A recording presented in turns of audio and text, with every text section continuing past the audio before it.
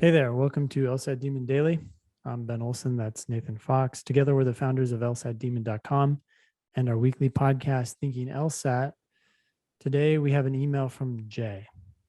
Ben and Nathan, I'm writing to all of your listeners who haven't quite figured the LSAT out yet. Okay, ballsy. Ben and Nathan aren't LSAT wizards. They don't conjure LSAT magic or peddle special voodoo that will unlock the test. What they do isn't complicated or magical. They show the LSAT for what it is, common sense. Take it from me, someone reaping the benefits of Ben and Nathan's advice. The LSAT is easy. The LSAT makes sense. Follow these axioms and you will dominate the test. Okay, so someone who listens to the show quite a bit. 1, you have to be wrong twice to fail once. If you vouch for an incorrect answer, you also ignore an objectively correct answer. Yeah.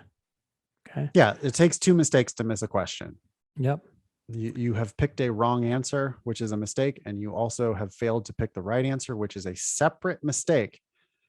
And the way we can avoid missing questions is we refuse to make both of those mistakes on the same question. Like, it's not, people think it's like close and they're like, oh, it's one of these, I don't know, it's probably that one. But it's like, it's not really like that. There's reasons why the right answer is right, and there's reasons why the wrong answer is wrong.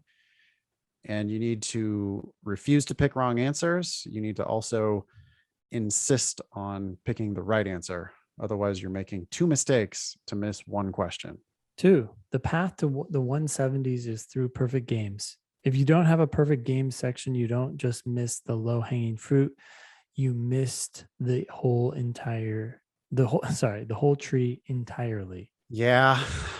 We've been talking about this a lot lately. I had a suggestion yesterday that I should write this week's column or this week's lesson on this idea that basically everybody needs perfect games.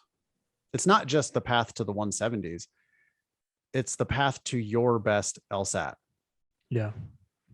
Like, you're not going to get your best potential score if you don't score perfectly on the logic games. I know that sounds intimidating for novices because games is the scariest section for most new students. I mean, it was for me. I think it was for Ben. It was for half of or 3/4 of every class I ever teach. I mean, people are like, oh God, games? What? You want me to be perfect on the logic games? And I'm like, well, tell you what. And then I do like another show of hands, right? Hey, people in the room, how many of you started off with games as your weakest section and now you score perfectly on the games? And like half of the class raises their hand, like, yeah, me.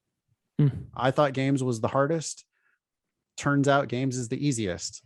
Yeah. And yeah, you're not going to get into the 170s. I mean, it's really, really hard to get in the 170s if you're not getting perfect on the games. But, you know, even if that's not your goal, like let's say you're somebody who's in the 130s and you're trying to get into the 150s or 160s, your easiest place to improve is on the games. Yeah. And you really shouldn't settle for anything less than perfect. We've got, what do we have now? Close to 400 games to practice. And it's a grind, but if you master the 400 games that we have access to, you will be vastly better at whatever games you're going to see on your official test. And ideally, you should go into your official test expecting to score perfectly on the games. Not hoping, but expecting to score perfectly on the games. Number 3, it must be true that all RC questions must be true. Okay. If the passage didn't say it, it's not the correct answer. Technically, it's not all of them. There are an occasional strengthen or weaken question in there, but the sentiment is good. Yeah. Most of the questions on reading comp, I mean, 95% of the questions on reading comp really are just must be trues. And the one thing, like a perfect example of a question that doesn't sound like a must be true, but it actually is a must be true. There's a question type that says it can be inferred from the passage that the author would agree with which one of the following. and it looks like they're inviting you to speculate or read between the lines or get inside the author's head or whatever. Yeah. But what they're really testing is just, did you understand what you read? And the right answer is the one that you can prove based on the passage. And you can improve dramatically on reading comp if you really, when you just take that on board, that like, hey, they're testing whether I understood the passage. One of these answers I can prove from the passage, and the other four are speculative. Yeah, I think you can go ahead and just presume that they're all a bunch of must be trues unless they explicitly ask you to strengthen or weaken. Yep. Finally, Jay says, Ben and Nathan changed my LSAT mindset and I turned my cold 141 into an official 170. Be like me. Don't pay for law school. Okay. Jay is feeling good about his progress or her progress. I just have the letter J. That's all. Yep.